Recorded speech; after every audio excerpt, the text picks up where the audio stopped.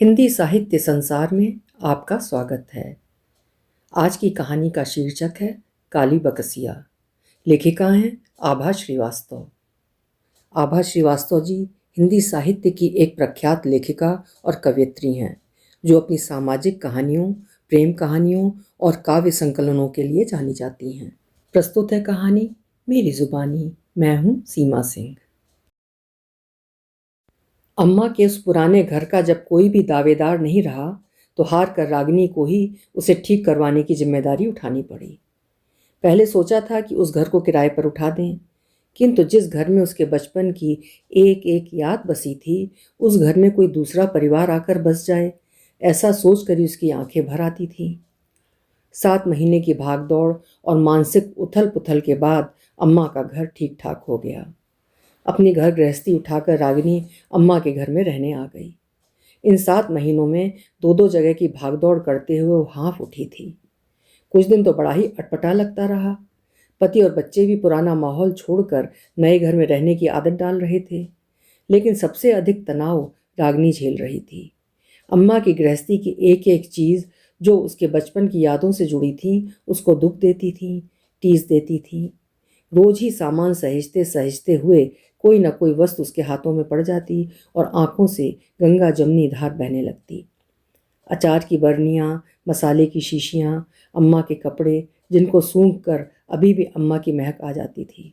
हिसाब की डायरी, अलमारियाँ, हर जगह उनकी याद बसी थी। वो तो जीते जी रुपए, पैसे और गहनों का हिसाब कर गई थीं, सो अब उनकी गृहस्थी में उनका बढ़ता हुआ सामान ही शेष रह गया था। मोहवश रागिनी उसको हटाने का साहस ही नहीं कर पा रही थी। इसी उठापटक के बीच रागिनी को एक पुरानी, बहुत ही पुरानी काली बकसिया मिली। शायद ब्याह से पहले भी रागिनी ने उसे नहीं देखा था। हुआ कुछ यूं कि आंगन पार वाले कमरे में एक छोटी अलमारी हमेशा ही बंद रहती थी। अम्मा ने ही कभी रागिनी को बताया था कि अपने ब्याह से पहले कांति बुआ इसी अलमारी में अपना सामान रखा करती थी। उन्हीं का कुछ सामान अब तक इसमें रखा हुआ है। जहाँ तक रागिनी को याद पड़ता है, ब्याह के बाद कांति बुआ एक आध बार ही मायके आई होंगी। तब ना तो वो अपना कुछ सामान ले गईं और ना कभी किसी ने उस अलमारी को ही खोला। अब इतने बरस बाद कांति बुआ अपना सामान क्या ले जाएंगी? रागिनी ने सोचा। पता नहीं अलमारी में क्या होगा। मैं ही खाली करती हूँ, बच्चों का सामान ही रख दूंगी। सोचते हुए उसने अलमारी पर लगा मोटा ताला हथौड़ी मारकर तोड़ दिया। अधिक सामान नहीं था अलमारी में। कुछ साड़ियाँ, कुछ चूड़ीदार कुर्ते, कुछ पुराने से नकली पर सुंदर से कर्णफूल, हार, चूड़ियाँ, 2 जोड़ी चप्पल, यही सब अटर शटर। और हाँ, एक बहुत छोटी काली नक्काशीदार लकड़ी की बकसिया। रागिनी ने कपड़ों की परतें खोलकर देखी। वे गल चुके थे। चप्पलें भी किसी काम की नहीं थीं। गहनों के डिज़ाइन अवश्य सुंदर थे। उसने सोचा, चलो कभी सुनार को देकर इस डिज़ाइन के असली गहने बनवा लूँगी। लेकिन इस काली बकसिया में क्या होगा? रागिनी ने उसे खोलकर देखा। एक डायरी, रेशमी फीते से बंधे हुए कुछ पत्र, कुछ सूखे हुए फूल रखे थे उसमें। एकाएक कुछ सशंकित हो उठी रागिनी। अखबारी लिफाफे तक पर लिखा पढ़ लेने की आदत थी उसकी, फिर यहाँ तो आंखों के सामने ही डायरी और पत्र बिखरे थे, जो मानो उसे पढ़ने के लिए आमंत्रित कर रहे थे। रागिनी ने घड़ी देखी। दिन के 12 बज रहे थे। बच्चे 2:30 बजे तक आते थे। अभी पूरे 2.5 घंटे थे उसके पास। ये राज वो किसी के साथ बांटना नहीं चाहती थी। क्या था उन पत्रों में, डायरी में? कांपते हाथों से उसने पहला पत्र खोला। किसी अकील का पत्र था कांति बुआ के नाम। दूसरा पत्र, तीसरा पत्र, चौथा पत्र। रागिनी की सांसें तेज हो रही थीं। वे प्रेम पत्र थे। रागिनी जान रही थी कि किसी दूसरे के प्रेम पत्र पढ़ना पाप है, लेकिन क्या करती? जो पत्र दादी ने नहीं पढ़े, अम्मा ने नहीं पढ़े, उन्हें रागिनी पढ़ रही थी। कुछ खास नहीं था उन पत्रों में। जो 19-20 बरस के लड़के लड़कियां सोचते हैं, महसूस करते हैं, वही सब लिखा था। तुम भले ही किसी दूसरे की हो जाओ कांति, मैं तुम्हारी रुखसती तक तुम्हारा इंतजार करूंगा। इस जन्म में ना सही, शायद अगले जन्म में मिल सकेंगे। इसके बाद रागिनी से पढ़ा नहीं गया। उसने उन पत्रों को वैसे ही रेशमी फीते से बांध दिया जैसे वे कभी खुले ही ना हों। आहिस्ता से डायरी खोली तो उसमें से एक सूखा मुरझाया गुलाब का फूल गिर पड़ा। अंदर के पन्नों पर अलग अलग तारीख के साथ अलग अलग दिनों का विवरण लिखा था। रागिनी ने तारीख और सन देखा। सन 1996 की कोई तारीख। उसी वर्ष बुआ ने यूनिवर्सिटी में एडमिशन लिया था। बीएससी पूरा नहीं हो पाया था उनका, ब्याह हो गया था। डायरी के बीच पोस्टकार्ड साइज की एक तस्वीर भी रखी थी। तस्वीर के पीछे लिखा था, अपनी कांति को प्यार सहित, अकील। रागनी बड़ी देर तक उस तस्वीर को देखती रही, फिर उसे उस डायरी में वैसे ही रख दिया। काली बकसिया बंद करके उसने अपनी अलमारी के कपड़ों के पीछे छिपा दी और घर गृहस्थी के दूसरे कामों में व्यस्त हो गई। कितने बरस से ये अलमारी किसी ने नहीं खोली थी। कांति बुआ को मायके आए हुए भी कितना समय हुआ। शादी के बाद शायद घर के किसी सुख दुख में वे नहीं आई थी। क्यों? इस क्यों का उत्तर रागनी के पास नहीं था। उसके मन मस्तिष्क में अंधड़ चल रहे थे। कौन था अकील? यौवन की बासंती उम्र बुआ पर भी आई थी। कुछ मधुर मादक प्रणय स्वप्न उन्होंने भी देखे थे, लेकिन वे सब इस काली बकसिया में बंद होकर रह गए। फूफा जी भी कई बरस हुए नहीं रहे। हाँ, रागनी को याद आया कि वे तो कारगिल के युद्ध में शहीद हो गए थे। अम्मा से ही उसे कांति बुआ की जब तब खबर मिलती रहती थी। बुआ की कोई संतान भी न थी। फूफा जी के न रहने के बाद उन्होंने अपनी अधूरी शिक्षा पूरी की और पीएचडी करके ससुराल के शहर के ही महाविद्यालय में व्याख्याता हो गईं। रागिनी अंतर्द्वंद में उलझी थी कि पता नहीं बुआ को अपनी इस पुरानी पूंजी की याद भी है या नहीं। बहुत उहापोह सोच विचार के पश्चात उसने अम्मा की डायरी से बुआ का फ़ोन नंबर ढूंढ निकाला। हेलो बुआ, मैं रागिनी, आपसे कुछ कहना था। आप कुछ दिन मेरे पास आएंगी रहने क्या? हाँ हाँ, मैं अम्मा वाले घर में ही आ गई हूँ, एक सांस में बोल गई थी रागिनी। उस तरफ सन्नाटा था। कोई विशेष बात तो नहीं रागिनी? बुआ का कोमल किंतु गंभीर स्वर सुनाई पड़ा। नहीं बुआ, कई बरस हो गए आपको देखे हुए। अम्मा के घर आकर आपकी याद हो आई। फिर ये घर आपका मायका भी तो है, आ जाइए तो अच्छा लगेगा। अम्मा के बाद आप ही तो हैं। रागिनी बड़ी चतुराई से बात को छिपा ले गई। रागिनी के आमंत्रण पर 2 दिन बाद ही कांति आ गई थी। कितने बरस बाद देखा था उसने बुआ को, लेकिन उनको मानो उम्र छूकर निकल गई थी। ना हाथ में चूड़ियाँ, ना माथे पर चंदन का टीका। एक मर्दानी घड़ी और काले बॉर्डर की बदामी साड़ी में बुआ बेहद सौम्य लग रही थी। माथे की नन्ही काली बिंदी कितनी सुंदर लग रही थी उन पर। एक मधुर, शांत, स्निग्ध चितवन और संयमित सी मुस्कान। कितनी स्थिरता आ गई थी कांति बुआ के संपूर्ण व्यक्तित्व में। रागिनी कुछ पल उन्हें निहारती ही रही कि कांति ने उसे खींचकर गले लगा लिया। क्या देख रही है रागिनी? बहुत बदल गई है क्या तेरी बुआ? वो हंस पड़ी और उनका वही मोहक गजदंत रागिनी ने देख लिया जिसके लिए वो बचपन से दीवानी रहती थी। बुआ के गले लगकर उसकी आंखें भर आई थीं। उनका हाथ पकड़कर वो उन्हें घर के अंदर खींच लाई। इस समय पूरे घर में सन्नाटा था। रागिनी के पति दफ्तर के काम से टूर पर बाहर गए थे और बच्चे कुछ दिन के लिए दादी के पास। खाने से निपटने के बाद अम्मा वाले कमरे में बुआ भतीजी साथ लेटी तो कितनी ही स्मृतियाँ दोनों के मन मस्तिष्क में साथ साथ तैर गईं। भाभी के बिना ये घर कितना सूना सन्नाटा लगता है रागिनी। वैसे तूने इसे इतना बदल दिया है कि पुराना कुछ याद ही नहीं आ रहा। अगर छत पर भाभी के लगाए पौधे ना होते और आंगन में तुलसी का चौरा ना होता तो लगता किसी और के घर आ गई हूँ। कांति आराम कुर्सी पर अधलेटी सी थी, फिर भी एक खुशबू। बहुत अच्छा किया रागिनी जो तूने इस घर को फिर से बसा दिया। कांति ने आंखें मूंद ली थीं। माथे पर हल्की लकीरें स्पष्ट दिखाई दे रही थीं। शायद वे किसी सोच में डूब गई थीं। बुआ, तुम्हारा कुछ और भी तो इस घर में छूट गया है, याद नहीं पड़ता क्या? रागिनी धीरे से बोली। मैं तो पूरी की पूरी यहीं छूट गई थी। इस घर से गई ही कहाँ थी मैं? बरसों बरस से इसी घर के बंद द्वार से सटकर कभी बारिश में भीगी, कभी सर्दी में कांपी, कभी गर्मी में तपती रही कि शायद कोई द्वार खोल दे, मुझे बुला ले, पर किसी ने कभी बुलाया ही नहीं। आती कैसे? आज तूने बुलाया तो मैं आई। कांति रुआसी डूबी सी आवाज़ में बोल रही थी। इस घर में ब्याह के बाद एक बार जग दिखावे के लिए मैं आई अवश्य, लेकिन भैया भाभी और अम्मा की आंखों में अपने लिए भागो भागो जल्दी से जाओ इस घर से वाले भाव मैंने पढ़ लिए थे। आना बहुत कम हो गया था मेरा। धीरे धीरे समय के साथ इस घर ने कितने सुख दुख झेले, लेकिन मैं एक बार जो पराई हुई तो फिर इस घर ने दोबारा मुझे नहीं अपनाया। अम्मा के ना रहने पर अंतिम बार जो मैं इस घर से गई तो दोबारा पलट कर नहीं आई। मन पक्का कर लिया था मैंने। कांति उदास हो आई थी। जानेगी नहीं रागिनी कि मैंने मायके की दहलीज पर आना क्यों छोड़ दिया था?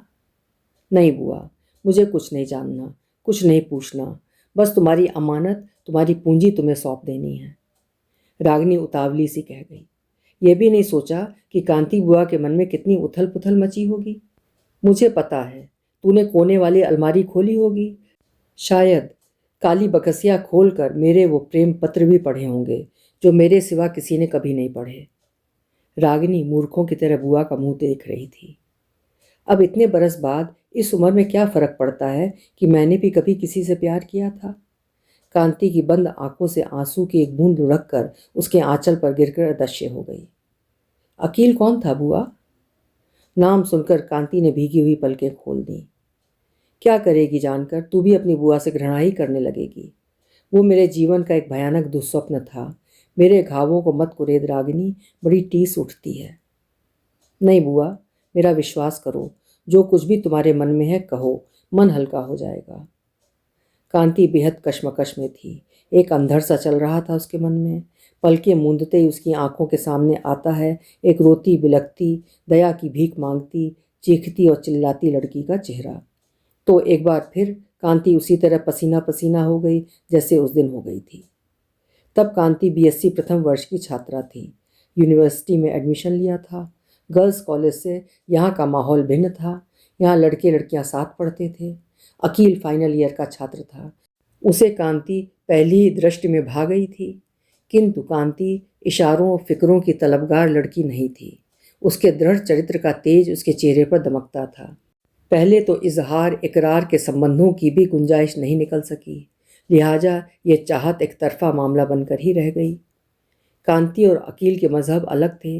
रीति रिवाज, रहन सहन, खान पान कुछ भी तो नहीं मिलता था। सो आरंभ में ऐसा लगा कि उनकी राहें बिल्कुल अलग थीं। लेकिन शायद कांति के भगवान और अकील के खुदा ने उनकी किस्मत में कुछ अलग ही लिख रखा था। किसी दिन रिक्शा में बैठी कांति का दुपट्टा शायद पहिए में फंसकर उसका गला ही दबा देता कि ऐन मौके पर अकील ने पता नहीं किस तरकीब से कांति को रिक्शे से खींच लिया। सांसें रुक सी गई थी कांति की। रिक्शे वाले को पैसा देकर विदा किया अकील ने और घबराई हाफती कांति के लिए भागकर मौसम्मी का जूस ले आया। यहीं से आरंभ हुआ उस प्रणय गाथा का प्रथम अध्याय। कांति दीवानी हो गई थी अकील के लिए। अकील मेडिकल की तैयारी कर रहा था। जब अकील ने उस पर दबाव डालना आरंभ किया कि घर में वो अपने और अकील के ब्याह की बात करे, तब कांति बौरा ही गई थी। पिता तुल्य बड़े भाई से वो तर्क पर तर्क किए जा रही थी। आज भी कांति उस क्षण को याद करती है तो कितनी ग्लानि, कितनी शर्म महसूस होती है उसे।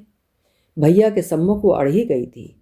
मैं तो उसी के साथ ब्याह करूंगी भैया, चाहे आप कुछ भी कहो। वो मुझे बेहद खुश रखेगा। कल को वो बहुत बड़ा सर्जन बनेगा तो आप ही कहेंगे मेरा चयन बेजोड़ था। मूर्ख कांति को समझ में नहीं आ रहा था कि जिस लड़के का अभी तक मेडिकल में चयन ही नहीं हुआ है और कोई गारंटी भी नहीं कि हो ही जाए, उसके उज्जवल भविष्य का पूर्वानुमान कैसे लगाया जा सकता है। कांति की जिद पर भैया अकील के घर भी हो आए, लेकिन उनकी अनुभवी दृष्टि ने एक बार में ही अकील और उसके घर वालों की खोटी नीयत को भांप लिया था। बेहद कड़ाई के साथ कांति की पढ़ाई रोक दी गई। विद्रोह करने का साहस उसमें नहीं था। कांति के लिए रिश्ते खोजे जाने लगे। इन्हीं रिश्तों में से कैप्टन प्रभाकर का रिश्ता सर्वथा सुयोग्य नजर आया और अच्छा मुहूर्त देखकर कांति और प्रभाकर की सगाई हो गई। सगाई का पूरा कार्यक्रम संपन्न होने के बाद जब अपनी उंगली में सगाई की अंगूठी देखी, तब कांति को एहसास हुआ कि अब उसका जीवन किसी और के नाम हो चुका है। तड़प उठी थी वो। उधर अकील को बाजी पलटती दिखाई दी तो वो बौखला सा गया था। उसे लगा सोने के अंडे देने वाली मुर्गी हाथ से निकल गई। उसके कुछ अजीज दोस्तों से उसकी तरफ देखी नहीं गई। परिणाम स्वरूप एक घिनौने कृत्य को अंजाम देने का निर्णय लिया गया। एक भयानक धोखे की नींव रखी गई। कांति को एक पर्ची फेंककर अकील ने अंतिम मुलाकात के लिए बुलाया। संभवतः कुछ शिकवे शिकायतें, कुछ मिलन बिछो अथवा कुछ कही अनकही बातें कहने के लिए। बावरी कांति भाभी से झूठ बोलकर सहेली से मिलने का बहाना करके घर से निकल पड़ी।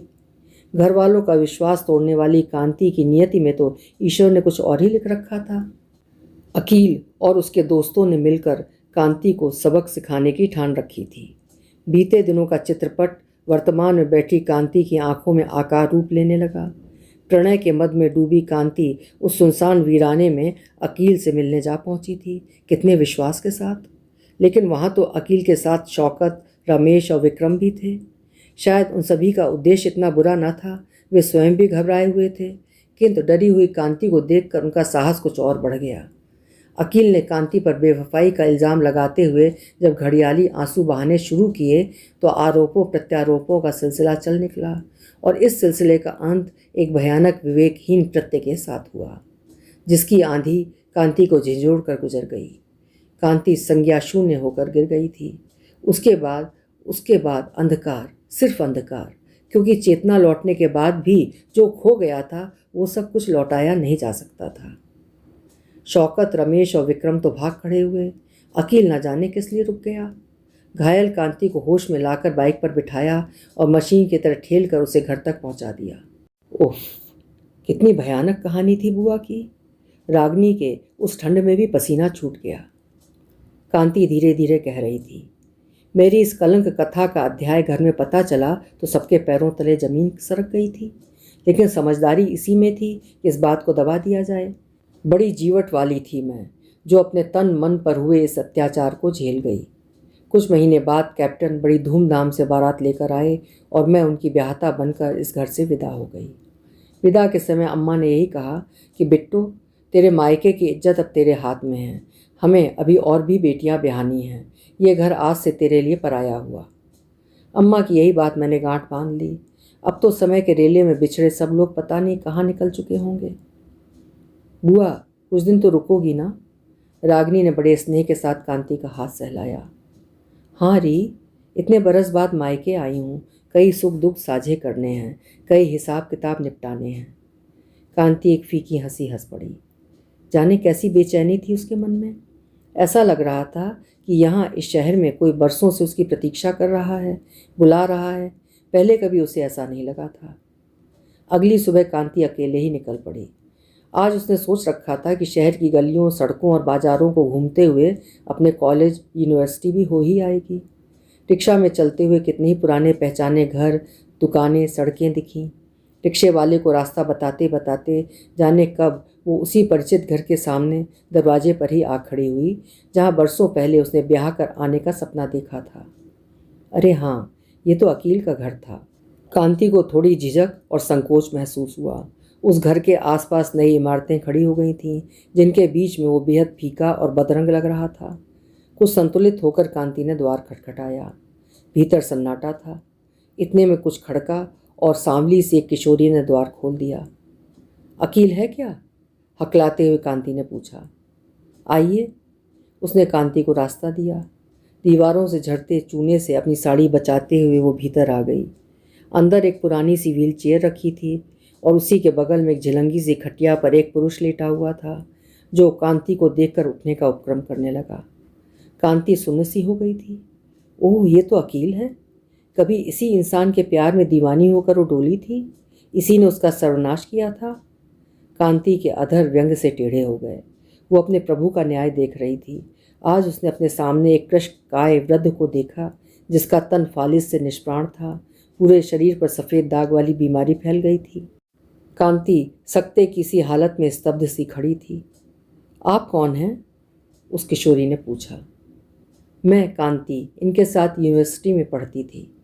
सूखते गले से कांति बड़ी कठिनाई से बोल पाई। इतने में उठने और कुछ बोलने के प्रयास में अकील खटिया से लुढ़क कर गिर पड़ा। मुझे यहाँ नहीं आना चाहिए था, पता नहीं क्यों आ गई। मैं चलती हूँ। वो मानो स्वयं से ही बड़बड़ा रही थी। तभी बाहर से उसी की उम्र की एक महिला अंदर आई। शिरीन, अब्बू को खाना खिला दिया था? हाँ अम्मी, इनसे मिलो, पता नहीं कौन है। अब्बू इन्हें जानते हैं शायद। उस महिला ने कांति को बड़े ध्यान से देखा। आप कांति तो नहीं? हाँ, लेकिन आपने मुझे कैसे जाना? और आप कौन? आदाब, मैं नुसरत, अकील की बीवी। बेहद शाइस्ता दिखने वाली उस महिला ने नर्स की यूनिफॉर्म पहन रखी थी। आपकी तस्वीर देखी थी मैंने। अकील मुझे आपके बारे में सभी कुछ बता चुके हैं। सभी कुछ? कांति के कान गर्म हो गए। अकील लटपटाती जबान से बार बार बोलने का प्रयास कर रहा था, उठना चाह रहा था। उसकी ऐसी असहाय अवस्था थी कि कांति का मन दहल गया। नुसरत कांति को बाहर बरामदे में ले आई। कांति जी, आप शायद ऊपर वाले की मर्जी से ही यहाँ आई हैं। हम लोग न जाने कब से आपका ही इंतज़ार कर रहे थे। पछतावे की आग में मेरे शौहर तिल तिल कर मर रहे हैं। मेरा इंतज़ार? मगर किस लिए? आप पर क्या बीती होगी उस वक्त शायद मैं महसूस ही न कर पाऊंगी, लेकिन इतना ज़रूर कहूँगी कि अगर आप उन्हें माफ़ कर देंगी तो शायद ऊपर वाला इनके शरीर की इस भयानक तकलीफ़ से उनको निजात दिला देगा। कांति कांप उठी। कैसी औरत है ये, खुदा से अपने शौहर को उठा लेने की दुआ कर रही है। जो तकलीफ़ अकील झेल रहे हैं उससे बेहतर है कि खुदा उन्हें उठा ले। शायद यह आपकी बद्दुआ का असर है जिसकी मार हम पर पड़ी। खुदा के वास्ते उन्हें माफ़ कर दीजिए। नुसरत रो रही थी। मैंने किसी को कोई बद्दुआ नहीं दी। कांति बदहवासी की हालत में उस घर से बाहर निकल आई। कैसे घर पहुंची उसे याद नहीं। घर लौटकर तीव्र ज्वर की चपेट में आ गई। ज्वर की बेहोशी में भी वो बड़बड़ाती ही रही। 4 दिन बाद जब ज्वर हल्का हुआ और उसने आंखें खोली तो देखा रागिनी उसके सिरहाने बैठी थी। बुआ, क्या हुआ था तुमको? कहाँ गई थी? किसकी बद्दुआ की बात कर रही थी? वो परेशान थी। कुछ नहीं रागिनी, मैं ठीक हूँ। जरा काली बकसिया तो लाना। बुआ, तनिक सब्र करो, ठीक हो जाना तब साथ लेती जाना। रागिनी हंसकर बोल पड़ी। नहीं री, ले नहीं जाना, इसे हटा देना है घर से। मनहूस चीज़ें बाल बच्चों वाले घर में नहीं रखी जाती। उसी शाम रागिनी और कांति गोमती के किनारे गए। सारे खत, अकील की तस्वीर, डायरी और सूखे फूलों को कांति ने अपने हाथों से फूंक दिया। काली बकसिया गोमती में बहाने चली तो रागिनी मचल गई। बुआ, इसकी बनावट कितनी सुंदर है, ये तो अपने घर की है, मत बहाओ इसे। नहीं, अपवित्र वस्तु को इतने बरस संजो कर रखा इसने तो ये भी उतनी ही मनहूस हो गई ना। कहते हुए कांति ने उस बकसिया को उछाल दिया। वह बीच धार में गहरे जा गिरी। लौटते हुए कांति का मन बेहद शांत था। ये सच था कि वो अकील को कभी क्षमा नहीं कर सकी थी, लेकिन उसने अकील को कभी बद्दुआ भी नहीं दी थी। आज इतने बरसों बाद अकील को देखकर कांति को लगा कि ये वही अकील है, लेकिन फिर भी ये अकील वो नहीं था। आज की कांति ने कल के अकील के सारे गुनाह बख्श दिए थे। पता नहीं अकील को उसकी तकलीफ से कब छुटकारा मिलेगा, किंतु कांति ने उसे माफ कर दिया था। अभी आप सुन रहे थे आभा श्रीवास्तव जी की लिखी हुई कहानी काली बकसिया। ये कहानी मैंने उनके कहानी संग्रह काली बकसिया से पढ़ी है। आशा है कहानी आपको पसंद आई होगी। पसंद आई हो तो कहानी को लाइक और शेयर ज़रूर करिएगा। कल फिर मिलेंगे। आपका समय शुभ हो।